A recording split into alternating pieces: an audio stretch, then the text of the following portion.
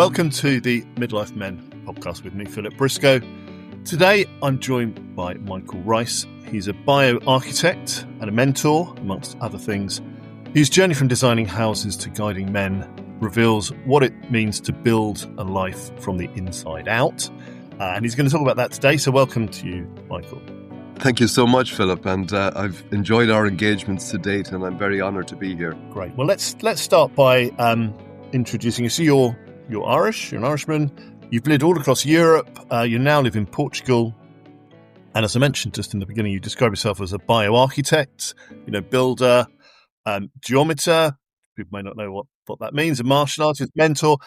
Perhaps you could talk a bit about your life, intro to your life, and how you make sense of who you are today.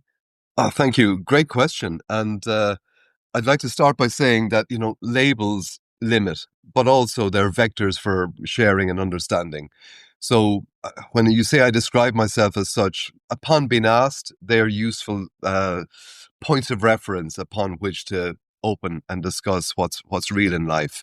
Ultimately, I've always been focused on truth, and not through any institution, not through any belief system, but just what makes sense, what's calling to become through me. And as long as I can remember, I've wanted to create. I wanted to see and explore and build something. So that impulse within me to discover what's available, what's calling, and what can I do to do so. And so became an architect. And of course, I believe and I know to be true that if you're going to architect as a verb, you got to know how to build, and the lay of the land, the understanding of the elements around you. And in my life, I didn't come from any sort of design-orientated background at all. So it was quite an anomaly. Indeed, my father, he was very high up in the Department of Education, and at the time that I had to make a choice what to do, inside me I had already chosen, but he advised me that, look, the economy is in the toilet. There's no building. There's nothing. Don't be an architect. Do something that makes you money. Do medicine. There's always going to be sick people. Or do engineering. They'll always need bridges. And that was a little bit of a dynamic at the time, but I managed to squeeze my way into architecture. And what was interesting is that I had a very naive belief that within days or perhaps even hours of starting that course, that I would understand the nature of creation. I would understand the principles of manifestation.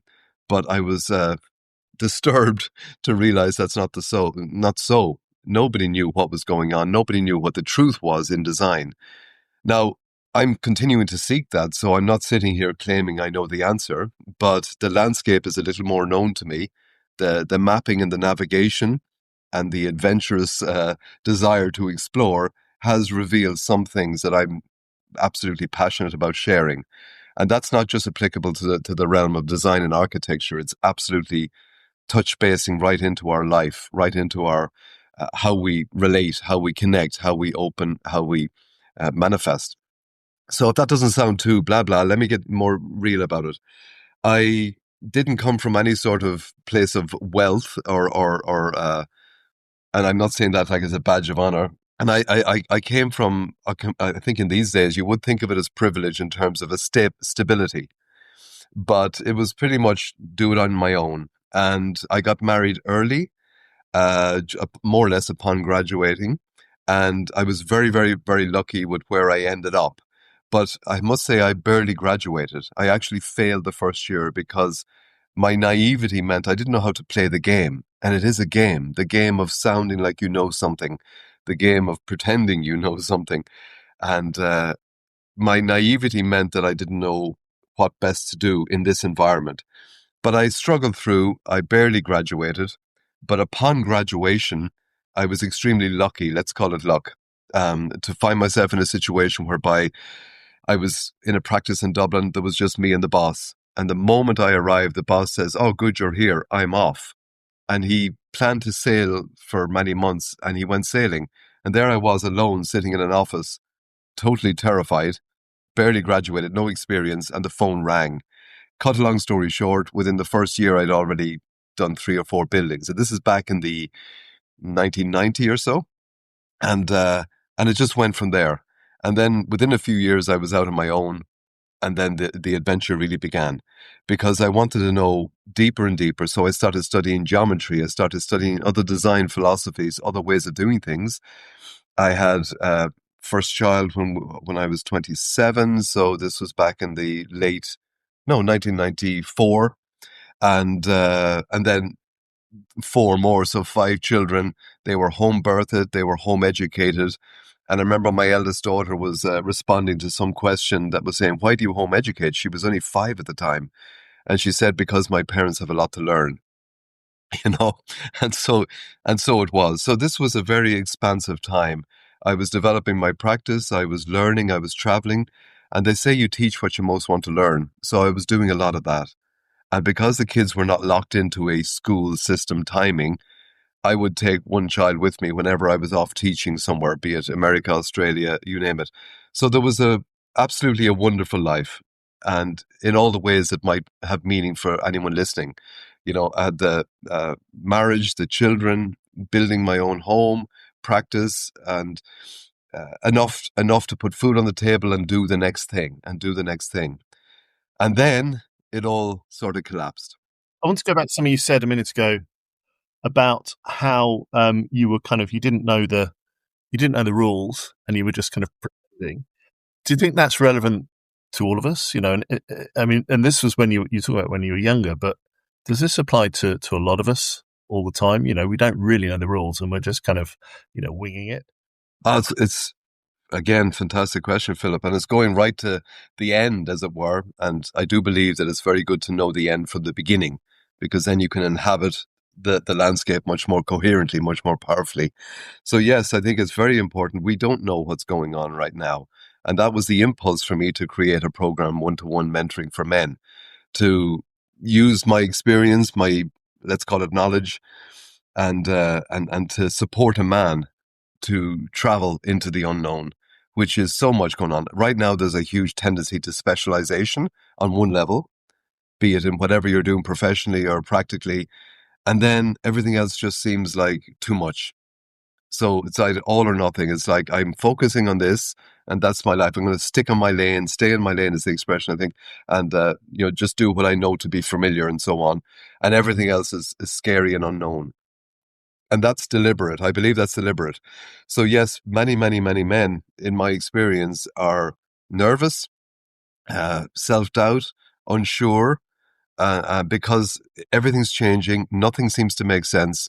If you open any news outlet or any vector of information from the so-called outside world, it seems like nothing but it's scary. Nothing but uncertainty, doubt, nervousness, fear, and that's a landscape. And I believe that landscape has been deliberately created for another purpose, another reason. And most men are terrified. And myself, I've been there. So because of the unknown, and the unknown instigates fear, etc. So we can get practical, ask more. Let's go back to your experience. And, I know you've told me that was a kind of bit of a life shift. Okay, so yeah, back in 2003 or 4, I had put a lot of energy physically building, designing, and using my network, as it were, to create a beautiful home for me and my family. And it was right in the middle of a town. It had land, it had a river. Amazing. It had cost almost nothing to get, but a lot of the work I put into it, it had value in the early 2000s when the property market in Ireland was going woohoo. So it hadn't been the intention to sell, but when someone came and said, "This place is worth a lot," I said, "What do you really?" So I got a valuation and it was remarkable. So I thought, okay, let's sell it, clear the mortgage, buy some land somewhere in the country, and build a dream home for the family for generations. Beautiful natural impulse, and apparently the capacity to do so. And so on the strength of that, made some leaps, borrowed money, as you might do, and the bank threw it at me because everybody was getting money and the house was worth X. And then step by step, started building, bridging loan. I'm sure many of the listeners might be familiar with this. But then the economy collapsed, 2008. And the house didn't sell. I had a bridging loan of over 1 million. I had no, nothing available other than the clients that were continuing to come to me, and I would service them to the best of my ability. And in that time, a number of other things happened. My mother suddenly died, and then my father had just retired, and then within a year he got sick with a brain tumor, and then he went downhill very quickly. So suddenly, parents gone, um, clients evaporated because there was no construction. The loans I needed to pay back were overwhelming. I was 25, 30 kilo heavier than I am now. I was depressed, not clinically, because I would never have I would never have the thought to go and test it, And but I had no hope.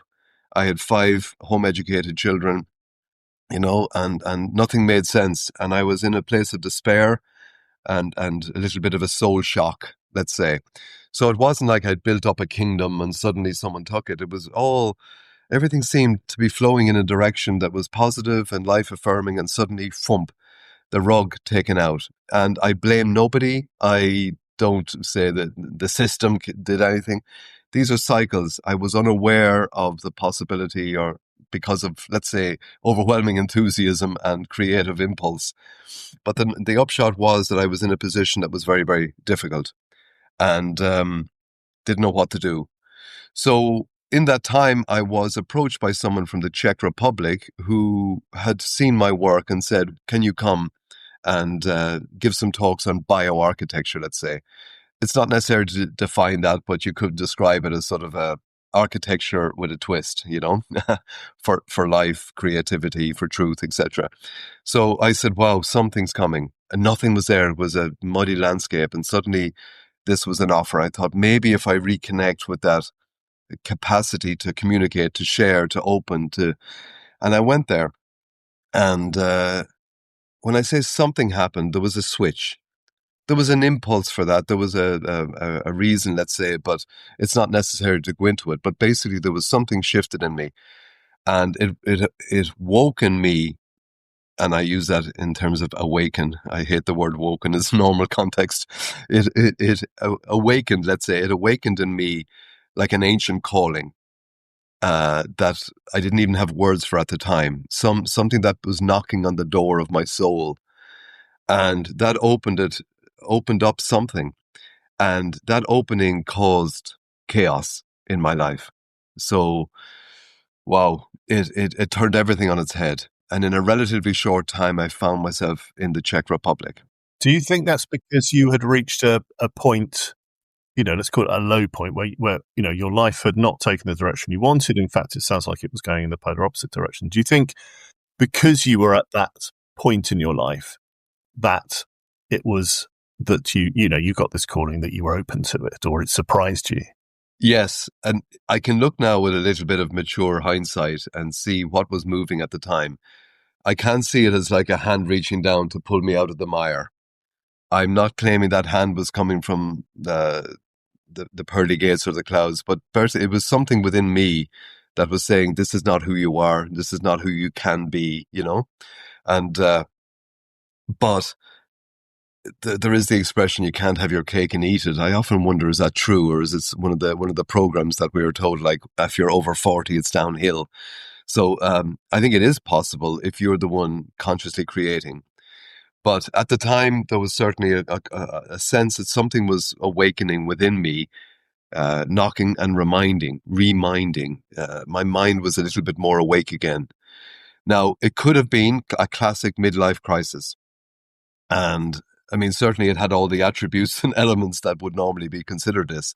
But rather than buying a Porsche, which certainly wasn't an impulse or a possibility, certainly not at that time, there was this that everything that called me to do what I was doing, architecturally, creatively, family, everything, was saying there's more.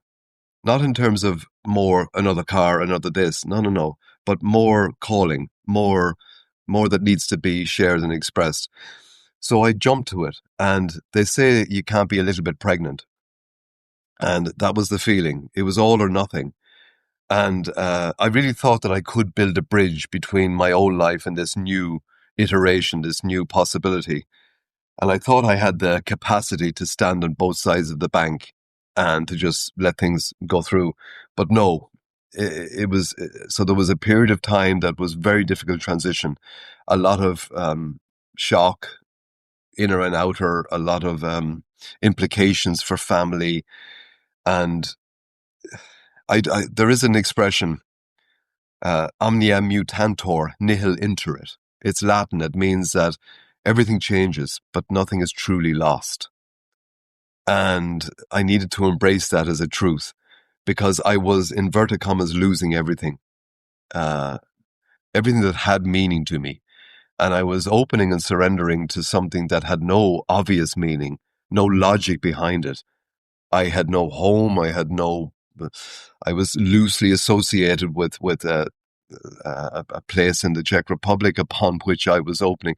So who I am as a man, who I am as a father, I was no longer a son in the practical meaning, but everything was up in the air and it was terrifying.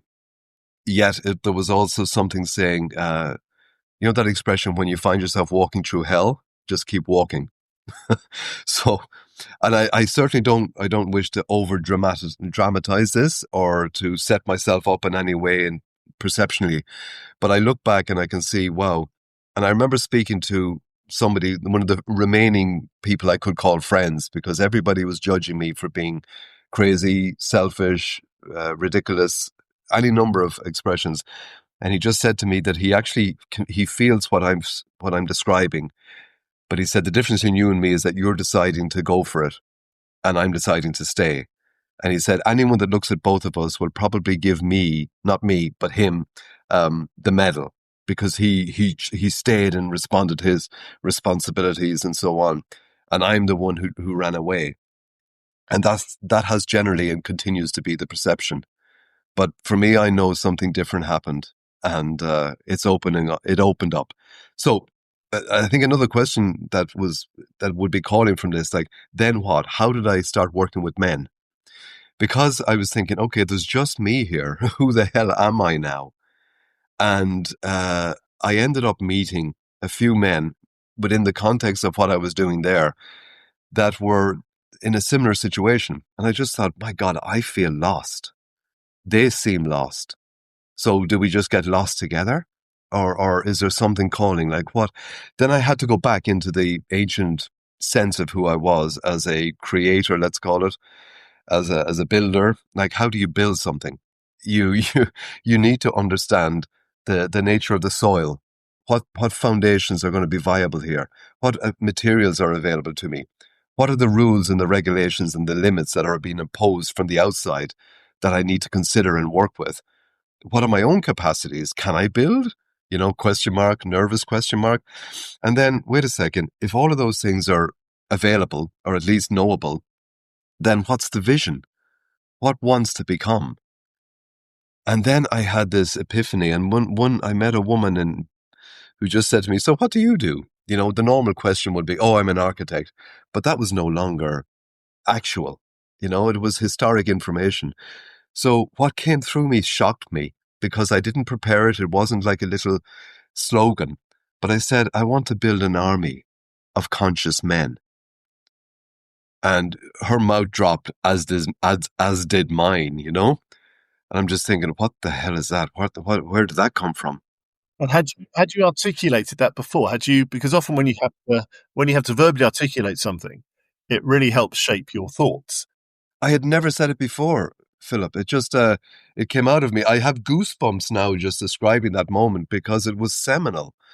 And she eventually just went, cool, and I kind of looked at her and just went, yeah, something just happened, didn't it? And there was no further discussion. She didn't say, oh, tell me more. And I said, oh, well, now that you ask. Nothing like that. There was just like a stunned silence. And I went away and just said, so, okay, if that's, wow, even now, it's interesting to say it like this because I feel it in the heart. I said, so if this is real, then how do I action it? So I've always been interested in what was like so many things, but like King Arthur, the sword from the stone. And back in the 90s, I had started some shamanic training back in Ireland and Celtic shamanism. And with the martial arts, my first teacher had given me one of these replica katanas. And it wasn't sharp. It was like to stick on the shelf and look cool, But for me, it had a lot of meaning. And it was after my first Dan grading, Shodan, first black belt. And it was a beautiful symbol of everything I had continued to work towards. And I was at a shamanic retreat that I was loving, but also it was very difficult. This was back in the 90s. And I remember being by a lake and I opened the sword and I just held it in my hand and said, like, what does it mean to be a man? Here I am holding a sword, but it's a replica. It's blunt. It can't do anything. It's just a symbol. But what's it a symbol of? And in a moment, I remember I just threw it into the lake and it went thump, thump, thump, thump, and literally flump like an Olympic diver. No big splash, but the ripples came towards me on this mirror top lake. And I remember just being a bit agog in this moment. And I kind of nervously touched the first wave as it hit me. And it was like a freight train just slammed into my chest. And I cried and I cried and I cried. And I held the scabbard. I can't remember the Japanese name but basically the receiver for the sword. I had it on the dashboard of my car for a while after this because this was like an empty vessel. So the sword represented direction, focus, conscious ego, whatever, and it was gone. And now this was coming back to me. So I suddenly started a seminar called Excalibur. And I didn't really have a program arranged. It wasn't based on something someone taught me and now I was passing it on. It was coming right from the center. And to my surprise, many men came. And this was in the Czech Republic. And from that, I went back. I loved the movie Braveheart, and I called another seminar Braveheart, and it was Braveheart 1, 2, and 3. So then I started looking into the whole, the archetypes that really are prevalent and speaking as men, the masculine archetypes that would have been beautifully described and opened by Carl Jung. And these would be the king, the magician, the warrior, the lover. So what does it mean in our life, these poetic archetypal descriptions of aspects of manliness, aspects of manhood, and how does it relate to me? And I did a deep dive then and then developed seminars in the forest for the men based on each of these archetypes. So typically it would be a 4-day deep dive into the king. What the hell is it? I mean, we don't feel like kings generally. We certainly don't feel like warriors generally, and lovers. We're hammered. It's we're scared to touch, and magician. Like, what does it mean? So we can talk a little bit about that because if the men listening might need to know. So the king, if that's okay, Philip. Yeah. Well, we've talked on previous episodes. These kind of archetypes have been mentioned, but actually, I think it'd be really useful just to give a quick. How are they relevant? How do they show up, and why do they matter? Would be great, quite succinctly, because I think people listening would like to know that, because otherwise they're just kind of words and find relevance. We certainly wish, as men, and anyone listening who press play and wants to connect with this information, and you and all the wonderful work you're doing, that there is this sense that we want to become coherent. We want to become the fullest expression of ourselves. I think that's probably universal in whatever way, shape, or form that might look and feel to yourself and to others. And that journey tends not to be an overnight success. There's a journey to take. There is a call to action. There is the hero's journey. So, if you imagine a pyramid, square base, 3 rectangular sides, the pinnacle of that isn't something that is admired by others. It's not sort of some social standing. It's an inner state where you are cohesive, where you are reliable within yourself, where you know what's true for you, but you continue to evolve. And if you imagine that the 4 sides of that pyramid would be each of these not elements necessarily, but these archetypal energies. these psychological profiles, the programs that are running continuously. So you've got the king, you've got the warrior, you've got the magician, you've got the lover. And as that triangular base, as that base reaches up to a point, there are shadow aspects of that. So there are weak, there's strong, there's conscious, unconscious, shadow, and the light. And we tend to be vacillating and bouncing between the two because of the way we were brought up, the influences in our environment, etc. So generally, the king is associated with, well, at the low level, it's about power. Make sense? Like physical power, dominance, financial, social, whatever. And we're trying to navigate that. As young men, we're trying to establish some element of power. We might go to the gym, we might try to do cryptocurrency, we might try to develop some movement towards what we feel inside of us. But as we evolve, it's not just about mere power. We know that. Then there's a phase that we sort of look around. We try to create a bit of order in our life. We try to provide for those around us, family, ourselves, whatever. But that thrust towards evolution and of the king energy within us, then we try to become more centered, more calm. Because we've ordered a little bit, we've provided, we can take the time to develop that understanding. And then we start to care more as a king. You care about yourself, but by that I don't mean selfish. You care about your own stability, your own grounding, your own center. And from that, we begin to bless the world. So from power to blessing, that's the journey that we take as a king. Point. And that's beautiful because then we can bless anyone we meet with that energy. Not sort of throwing it out like I'm a king, here you go, here you go. But you go to this shopping center, you go to the supermarket, you pay, you connect. Your king connects with this person who's beeping and clicking and card or cash, you know. And there's an element there to bless that moment. Not because you're better than anyone else, but because the king energy is coming through you. And that's needed right now because we're lost. And then when you take, for example, the warrior tends to be considered aggression, toxic masculinity, warrior, UFC, all these things. So power, energy, aggression, you got to be a winner or a loser. This type of mentality is very toxic. And I do not mean that within the context of the woke agenda, toxic masculinity. That's an agenda to suppress true masculinity. But we know that the first stage of that development as a warrior is about boundary formation. Like where am I leaking? Where am I solid? Where's my core? And now if you were to do a martial art or some physical activity, you kind of learn quickly where your boundary is, But you don't have to do that to be a warrior. Far from it. But it's about finding the core center truth for you. Where are my boundaries? Can I extend my skills and so on? And then there is about focus and discipline, something that's rarely happening these days. Focus and discipline with the sea of distraction that's there. So what does it take to get up and do a bit of exercise, take a cold shower, like face something every day that scares me slightly, just finish the cleaning the gutter, whatever it is, that's warrior energy.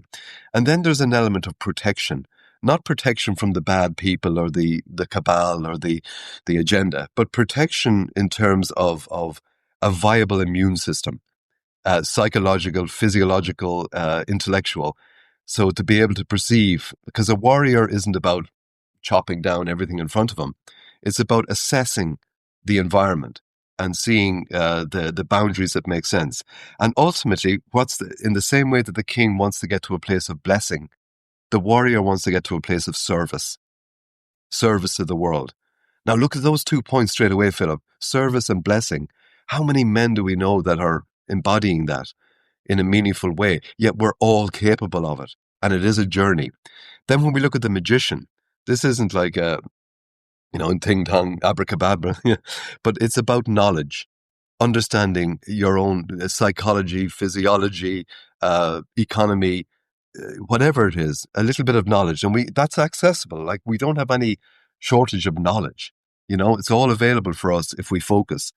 And then there's an element of transformation necessary. As the magician archetype rises within us, it begins to change us because you now know a bit more than you did yesterday. But that then requires a bit of contemplation, because it's not just about more knowledge, more stuff. It's about contemplation. What's true? And we'll get to this in Mentorus. What's really true here? A lot of information here, guys, but what's true? How do I know what's true? Do I believe him? Do I believe him?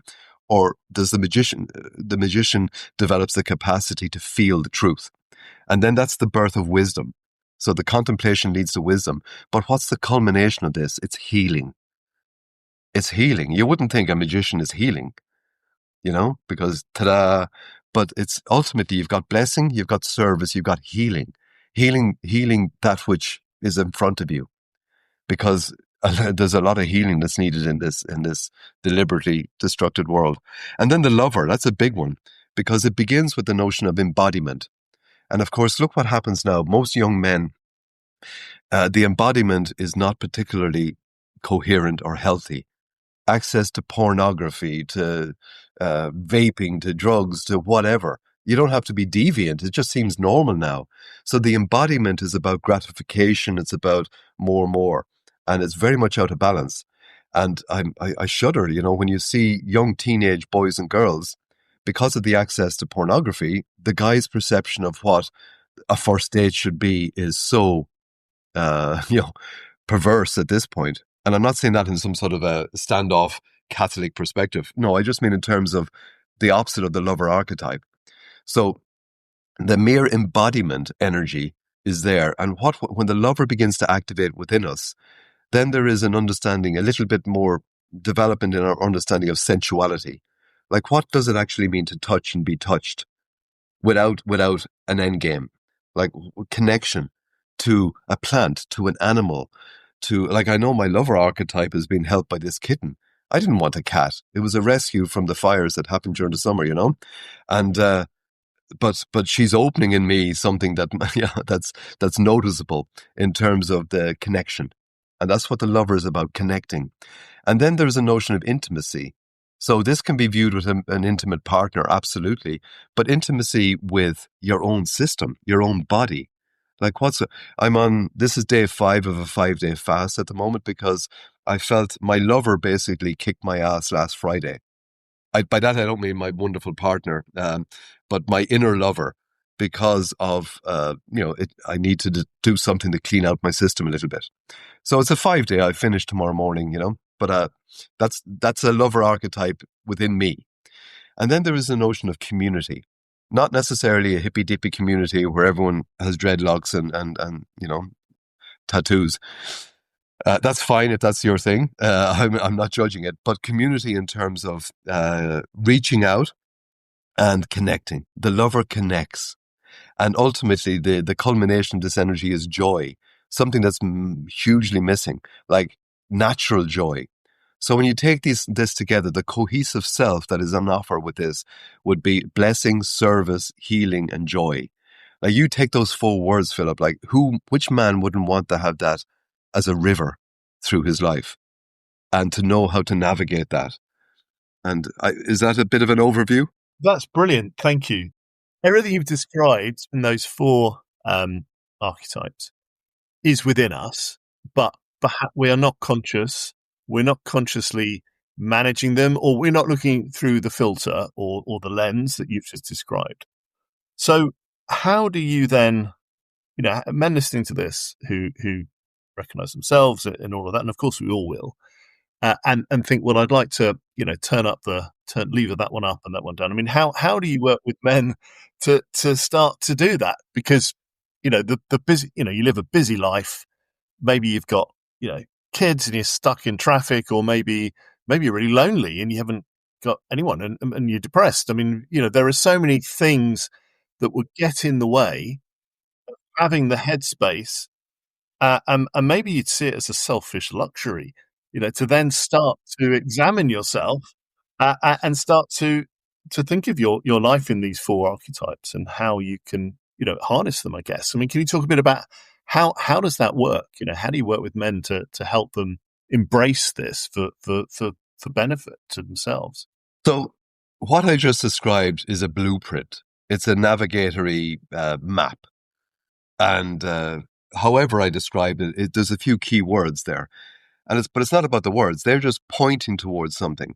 So if a man was listening and saying, sounds eloquent, sounds nice, I love it. However, where do I begin? You begin where you are right now. And by knowing a tiny bit, just a little bit of context, like if I was a king right now, not projecting yourself to some social notion of a king who suddenly has access to money, all the rest, but like, how is my king right now? You can do a little bit of inner, I'm reluctant to use the word meditation. That's too loaded, but a little bit of searching. Now, it doesn't take much for a man to sit somewhere quiet and close his eyes and imagine for a minute that he's in a room and there's a knock on the door and his king walks in, or let's vice versa. He's outside a room, he knocks on the door and his king is inside. And it could look like him, or it could look like Aragorn from Lord of the Rings, doesn't matter. But you've got some projection, which every man has access to, because we've all known a masculine, whether mythical or real life, that has touched us in some way that we would attribute to a king. And you literally come in and sit down and say, what's the story? And imagine that conversation happening within you. Now, that doesn't take much. Now, that could be guided slightly with someone. You could help a man and just say, okay, now your king's in front of you. What would you like to say to him? And that can be years of pain coming up, Jane. Where the fuck were you when I wanted you, Or it could be, I'm lost, show me something. That dialogue will come up because we're filled with doubt and fear and trauma on multiple levels. So that conversation would need to happen. And it can happen because it's all happening within your own imagination. And remember, imagination doesn't mean nothingness. Image, imagination, mage, magician, magic, they're all the root words of transformation. And as we saw, like knowledge, transformation, contemplation, wisdom, healing. And that's what's going on. We need to heal that part of us. But it's not a therapy session. It's not an overnight success. It's a dialogue. Same with your warrior. Knock on the door and come in. And your warrior's there with the sword in front of him, And you can just say, where were you when my dad abused me? Where were you when my boss kicked me out? Where were you when my wife cheated on me, Where were you when it really mattered? And, let that dialogue open. Same with the magician. How come my friends are rich and I'm not? How come they seem to know what to do crypto and I'm just scared of the computer, Whatever it is, we can start by having these dialogues within ourselves. Then you can talk to another man. And that other man, you can just say, I talked with my king last night as we discussed, and he said, yeah, I did too. What came up? Wow, I never thought of that. My sense of my king is my relationship with my dad. Really? Yeah. Wow. So on and so forth.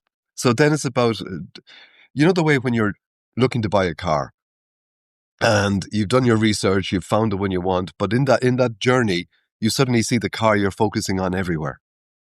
Because the brain is designed to pick up on the signals that you're giving attention to. So you start giving attention to your king, and the entire world will start reflecting that back at you. That's because consciousness is king.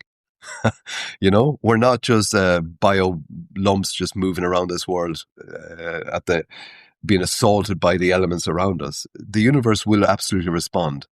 So if you start contemplating, is my king in the toilet? If he's in the toilet, then you're going to see that around the place where someone pushes in front of you in a queue, and so on and so forth. Your warrior might just say, oh, if only I could just, and then you say, okay, that wasn't a very healthy response, but I get it. It's something inside of me that needs to be expressed. So a simple answer to the question is start somewhere. And right in this moment, you can close your eyes. You don't have to close your eyes, like it's not a technique, but you can just contemplate stepping into a room and having that conversation. And are you suggesting then that it really is coming from you? You have to make that decision to, I guess it's being brave on one hand, that's probably the wrong word, but you have to take the step. Yeah. And I guess if you don't have the answers, and you might not initially have the answers, yes, you're saying, well, maybe talk to other people who might have some ideas, but it's really it's kind of self-driven, is it? Certainly. Well, there's a lot of victimization energy, and that's deliberately produced because it's part of keeping the men down, and that loop. I'm sure you've discussed it multiple, like that. Weak times create strong men create good times create weak men, we create, that circle. So there's a huge amount of victimization, there's a lot of projection, there's a lot of fear, uncertainty. So the idea of looking within is scary, because like, I need to do something. So you go online and check out YouTube, you go online and, but there's nothing to replace just having a connection with another man. And if two men connect with a third man, like attributed to Jesus, where two or more gather in my name, and that's the birth of a context. And this is it. It's about context. Well, I didn't realize that other men felt this way. And that's why men's groups and men's are vital in this time. And I mean, they've always been vital. The Knights of the Round Table, that's just the ultimate version of this. But you can be sure on every level it's applicable. So I'm not sure if that answered the question, but yeah, it is an inner impulse. Unless a man listening to this is most likely not 100% happy with his life. And so that's the percentage, that's enough to create a dynamic. That's enough to create an impulse. So yes, it does take courage, because if you always do what you've always done, you'll always get what you've always got. Cliche. But that's what's going on. Blaming the outside world, blaming this. I was abused. I was this. Look, I grew up in Catholic Ireland. Priests, the brothers in the schools. Brothers, I don't mean my brother. I mean the religious. We were abused. And I'm not saying that to play a violin, feel sorry, but like your life was dodging abuse rather than not knowing it existed. And some days you were lucky, some days you weren't. This was considered normal. My partner often said to me, she said, when I hear what you and others went through, like, I'm surprised you're functioning. So people have had it a lot worse, let me say that. But the point is, there was a general energy that many men would recognize of abuse. Now, it doesn't have to be in the literal sense. It can be psychological. It can be, abuse of talent. It can be one of the saddest things we could experience is a dream of self not being fulfilled. And getting older and realizing, the older I get, the better I was. Whereas we have the capacity to move upwards. Not to some social standing, but to move upwards in our own sense of self. And that's available to us in every moment, Philip, each and every day. And it's a decision. So after a while, you just start speaking like, what does my king feel like doing today? What does my warrior feel like doing? I've just gone and taken a pee. I'm back here, like on that journey. Why wouldn't we, like I'm nearly 60, why wouldn't we just drop and do 10 push-ups? We're not Instagramming it. We're not taking photographs. We're not recording it. But the warrior would say, look, you're going from A to B. If you have time to brush your teeth, you have time to do 10 push-ups. Now, this isn't about being buff, but it's about being connecting. Because if you do 10 push-ups and stand up and go, my God, then your lover is activated. Then your magician might say, well, what happens if I move my hands this way? Oh, wow, that's really tough. Aha, that's working here. So now you're engaging with life and our body and the mind. And the archetypes are actually there. And you stand up after 10 push-ups, you will feel the tickle of these archetypes awakening in you. Something as simple as that. And this comes back to something we talked about just before we started recording, actually. This, and you've just touched on it here, this idea that I think a lot of men feel stuck, or, the best years are behind them. What am I going to do for the next 30 years? I am this age, I'm 50 now, therefore I should behave and think like a 50-year-old. Maybe I've got 15 more years. I need to work to retirement. And you and I were saying, we're not dissimilar ages, that actually, why give a shit about how old you are and some sort of, timeline, some sort of linear timeline, and dispense with that and just think about your life as an evolving thing. And exactly as you've just said, if you're not happy, then you've just talked about techniques that you can do yourself, through those 4 archetypes, to start to make changes. So it's not impossible. It might sound difficult, and it probably, the more difficult it sounds, maybe the more you need it.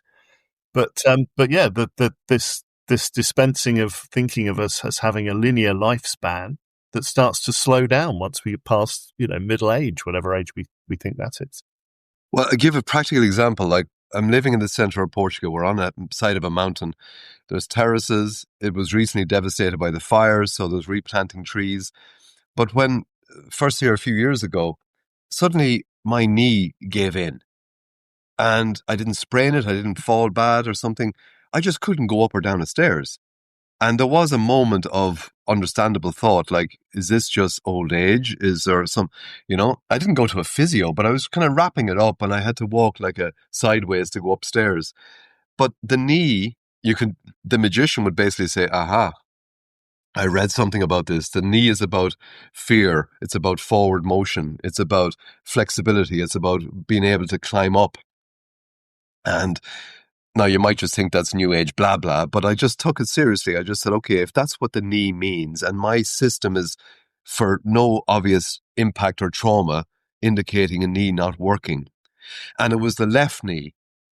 What does the left mean? What would my magician say about the left? Well, the left is to do with the right side of the brain, the left side of the body. It's the feminine, it's the invisible, it's the non-linear, it's whatever.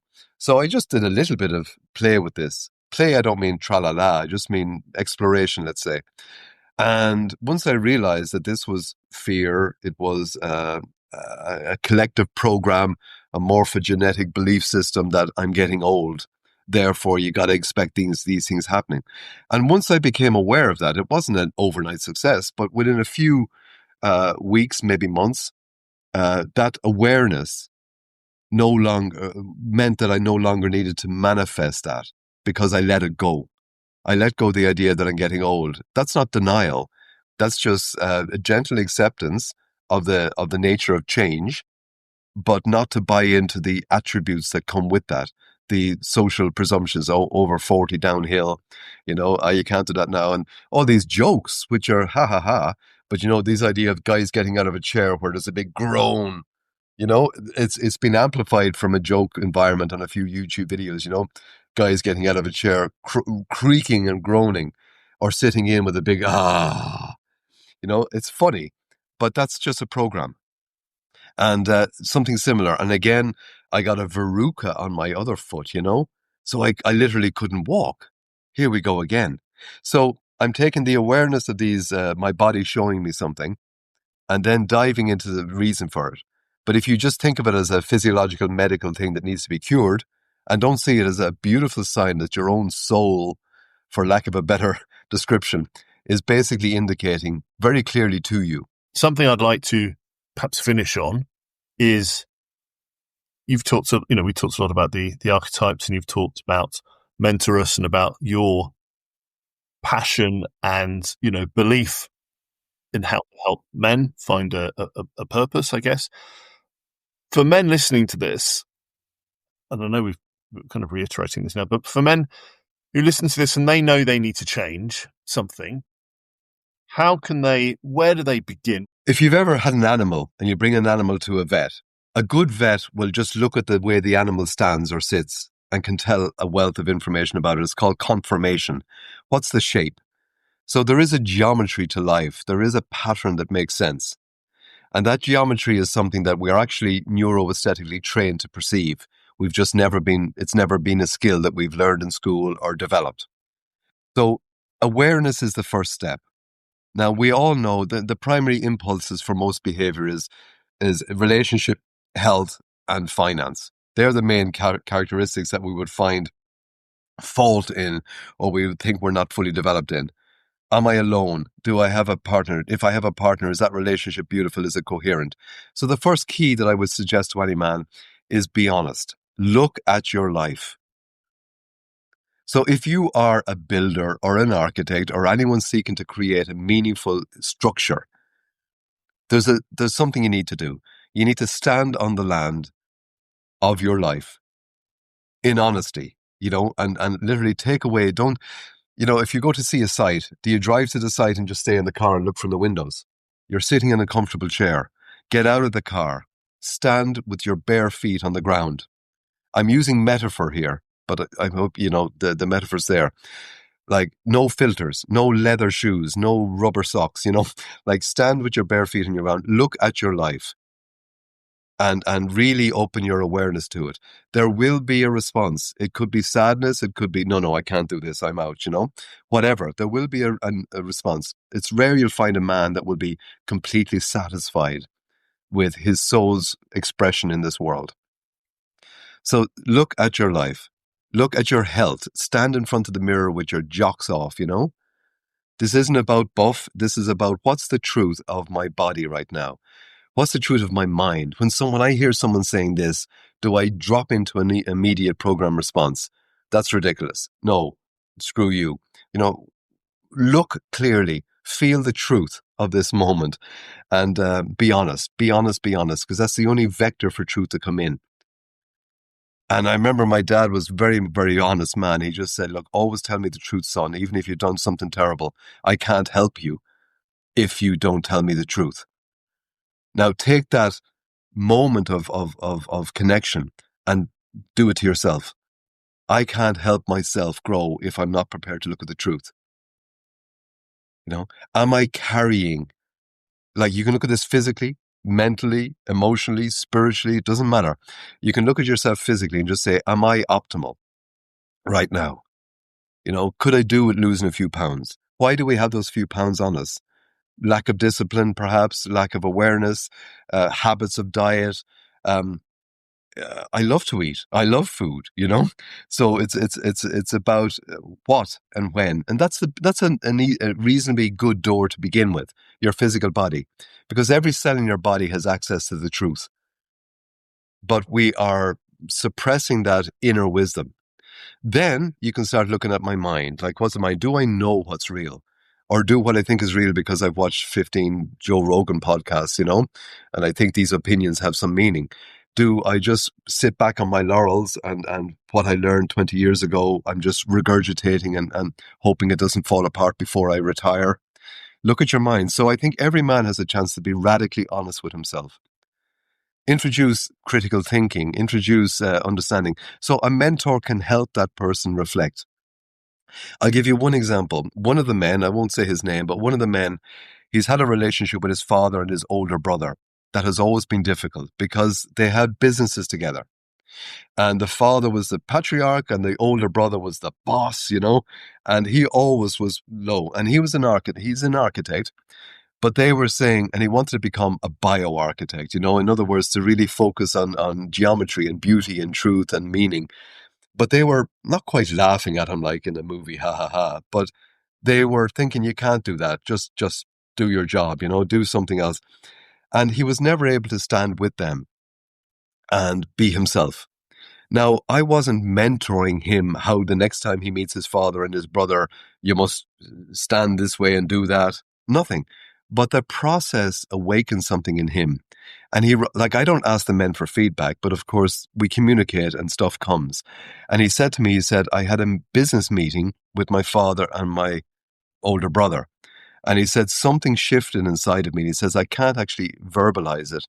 But he said, as I stood there, my brother didn't seem as big as he looked before. And this wasn't machoism. It wasn't like a brinkmanship, It was just a sense that he had.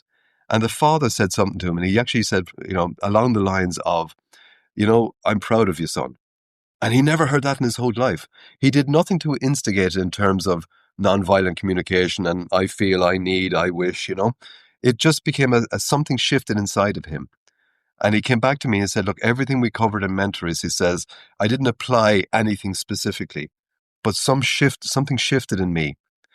And so to go back to your initial question, be honest with yourself. But there is a point that you realize, I don't know anything. I don't know what I should do. I am lost. And that's what I would wish to help a man with. Or if you go in a men's group, and I've been part of them, of course, there is a small tendency that each man gets a chance to share.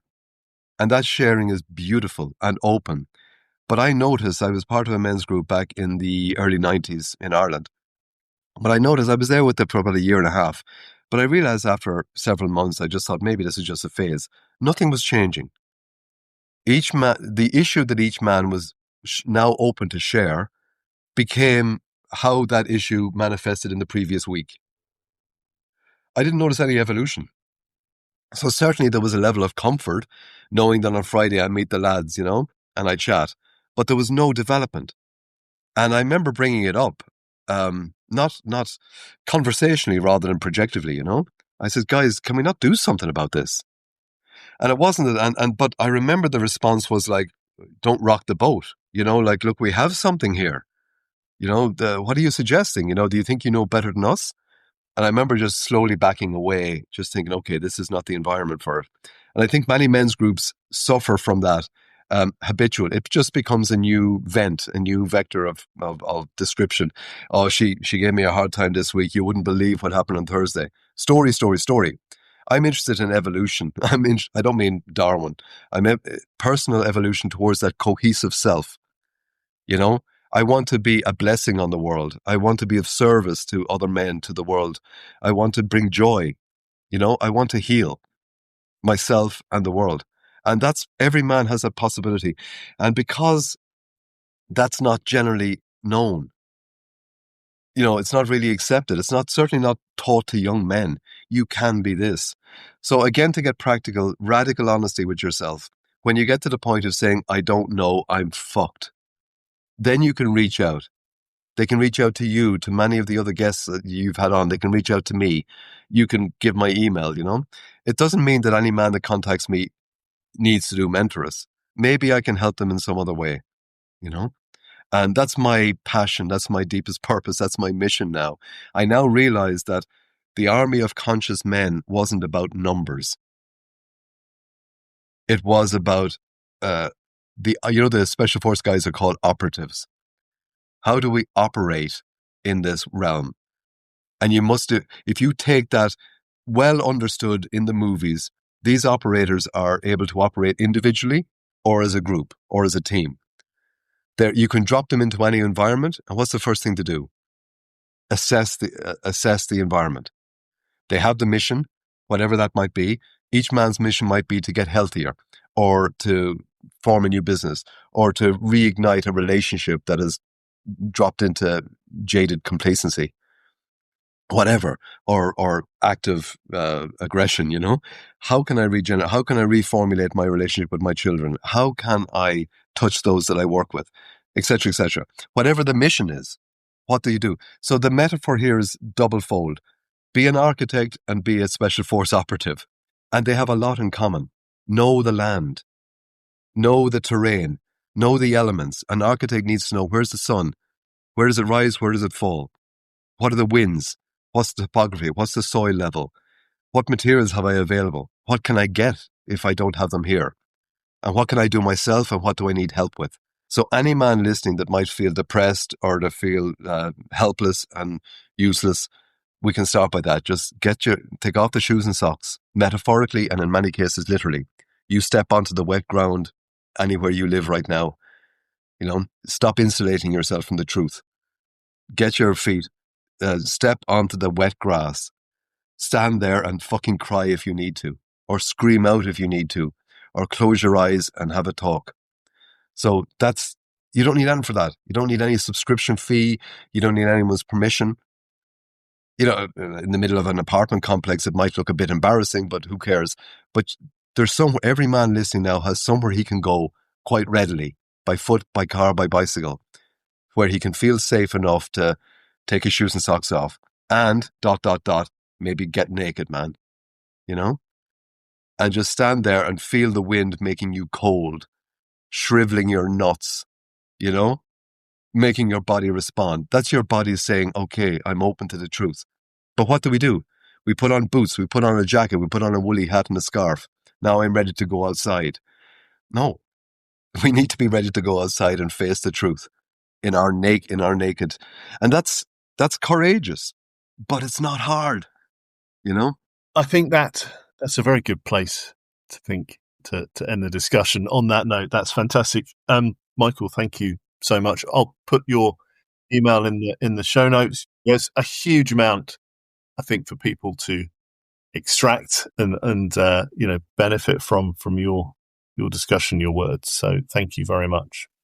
I'm open to help. And thank you so much for responding to the initial connection with you. We had a lovely chat before, and I very much enjoyed this. And I look forward to see what comes from it. Thank you for listening to the Midlife Men podcast with me, Philip Briscoe. If you want to contact Michael about anything we've discussed, then email him at 13mentorus@gmail.com, and we'll include that address in the show notes. To help raise profile of the podcast, it really helps if you can review the show, and please do share it with your networks. If you have a story to share, then do contact me through the website mid-lifemen.com.